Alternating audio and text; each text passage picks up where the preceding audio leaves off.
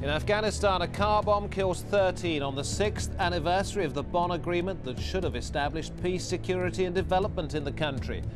Has Afghanistan missed the best chance for a better future? This is Inside Story.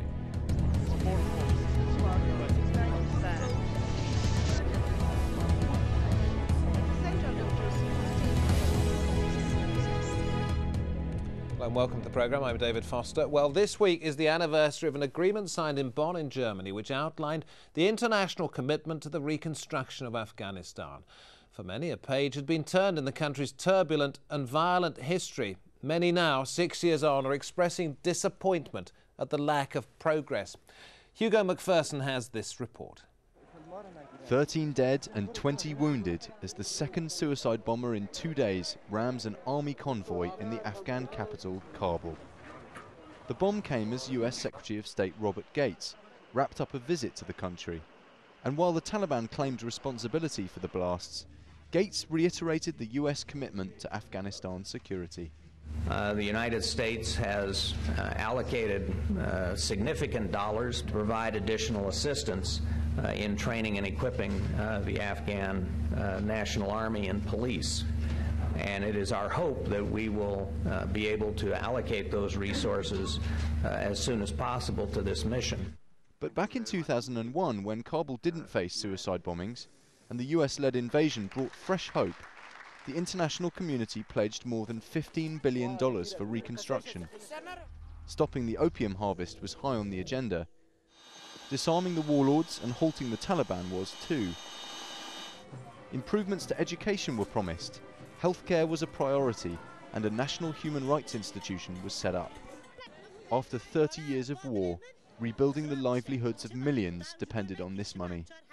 But some in Afghanistan are still wondering where all that reconstruction money has gone. With all that money, the poor, destitute, and disabled people should have got help first. Look at the cold winter. People don't have wood or coal to warm them.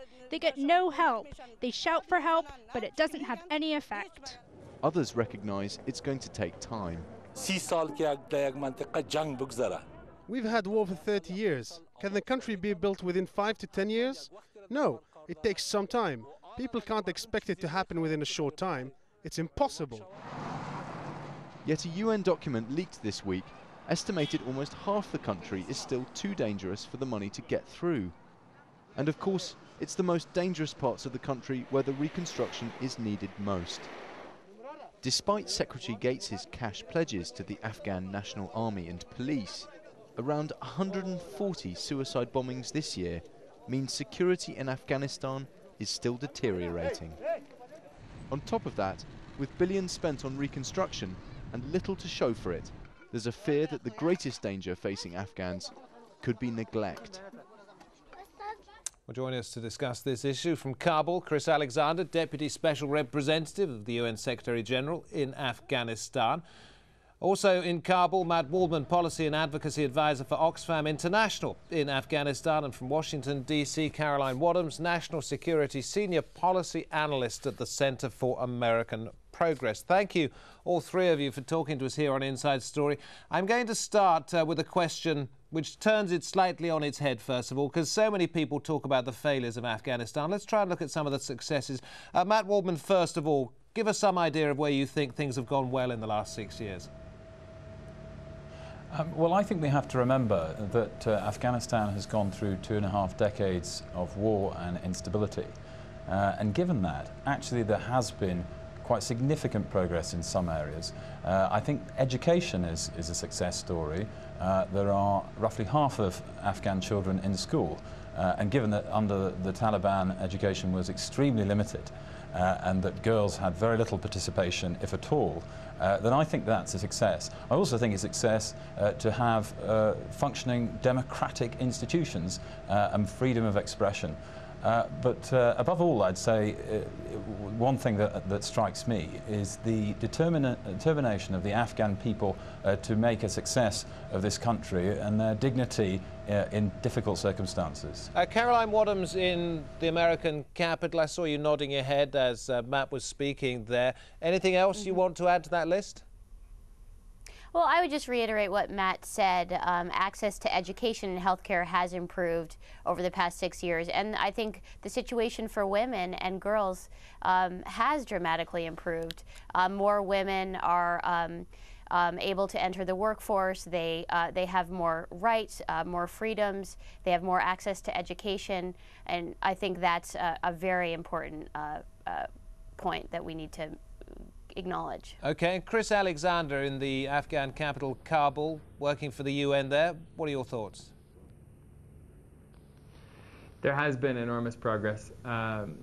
Something like the National Solidarity Program, which is bringing really substantial resources to villages, has reached a half to 2/3 of the villages across this country. And in the area of healthcare, which does get a lot of attention, there's deep statistical research showing that infant mortality is down by 25% over only 5 years. That means 89,000 kids are going to live this year that would not have lived under the system that existed in the final years of the Taliban regime. So there's been actually vaulting progress on development indicators. Per capita income has doubled in only 5 years. Trade with neighboring countries is 8 times what it was in 2002.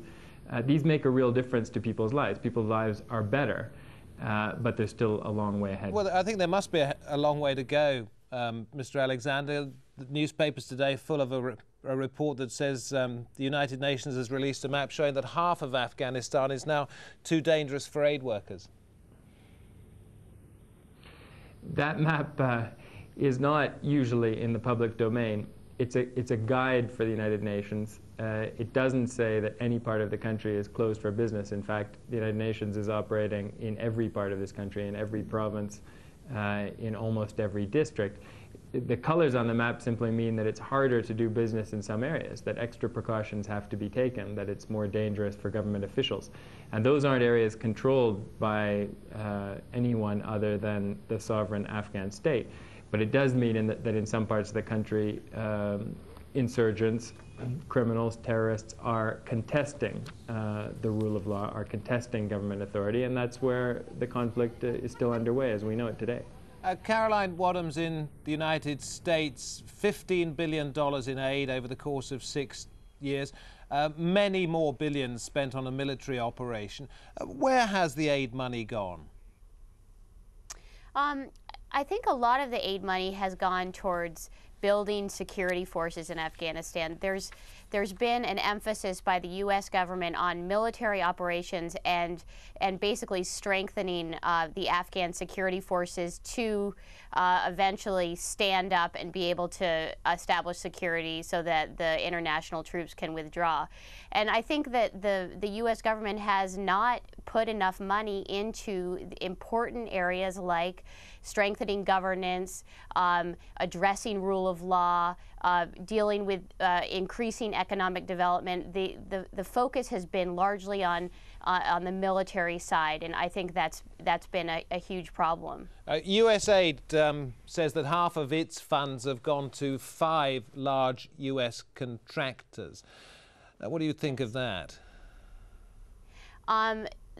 It's, you know, there's a problem, I think, with the U.S. government, and that is that the U.S. government is not very effective at doing state building and at distributing aid. We rely, the U.S. government relies heavily on contractors to do our aid work, and it means that we often end up turning to the same actors again and again in doing this aid work. The organizations or the contractors that supposedly can handle the work. And I think it's been very problematic because a lot of the aid money has not actually gone to the Afghan people. It's been wasted in the process. The contractors are often mismanaging the funds, not coordinating with other actors, and therefore not creating effective development programs. So Matt Waldman from Oxfam in Kabul, when your organisation says there's widespread corruption, it continues to flourish, and the Anti-Corruption Commission should be overhauled to ensure its transparency and integrity, are you suggesting that even the corruption police are corrupt? Well, what we are saying, and indeed President Karzai has acknowledged this, is that there is a problem of corruption in Afghanistan. And indeed, it is not only the government that is responsible for that. Donor agencies, as Caroline was just saying, have put a lot of money into Afghanistan, which creates opportunities for corruption. But corruption is not the only problem. And in fact, Oxfam believes that rural development really has to be the priority now. And indeed, there's no doubt there is at least some connection with insecurity in Afghanistan. There's much that can be done to make a difference to people's ordinary lives, and to make sure that they have support for their livelihoods, and primarily that means agriculture, but also the essential services that they need, such as education and health. We believe there's quite a lot that can be done to make a difference to people's lives in this way.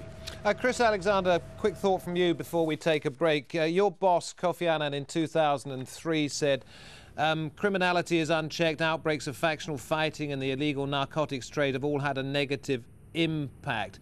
Is the situation any better now?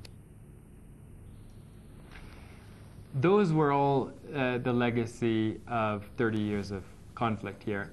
And today, 5 or 6 years after the fall of the Taliban and the start of the Bonn process, institutions, Afghan government institutions, are much stronger. And it's unfair to say that there's corruption across the board. Some of them are very credible. The army is free from corruption and really the pride of all Afghans.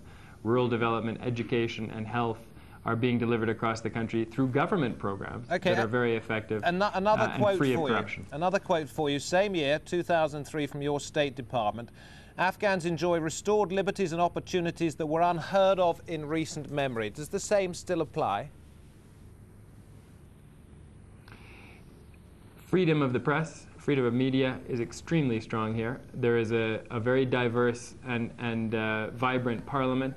I think people enjoy the debate that they're able to participate in, as well as enjoying the right to pursue their own religion, to pursue Islam, and revive the traditions that are very strong in this country. So there is an opportunity to be an Afghan now that is much more powerful than what was experienced over that period of conflict. And people are, as you said earlier, seizing this moment. Fascinating discussion so far. I'm sure it'll continue to be so, but we're going to take a short break now. When we return, what sort of help will really benefit the people of Afghanistan?